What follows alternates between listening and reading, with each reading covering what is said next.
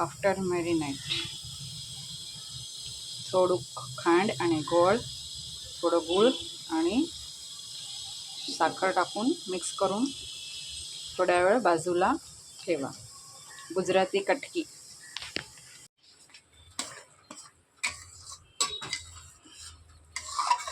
हे बघा, ही अशी झालेली आहे. आणि तुम्हाला जर गॅसवर नसेल करायची, ही 20 मिनिटात होऊन जाते.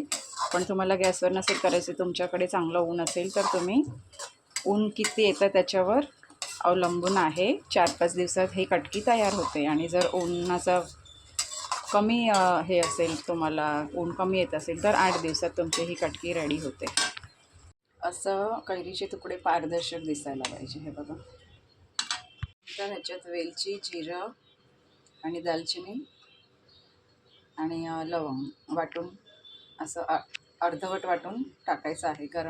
गॅस बंद केल्यावर गरम असताना. आणि मग झाकून ठेवा.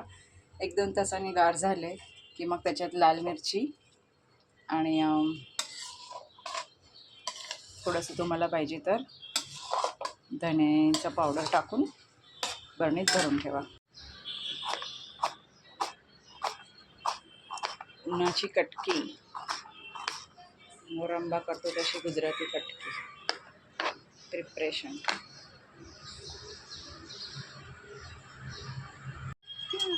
इशारा आलेच मी, राया करा ना हो, इशारा आलेच मी.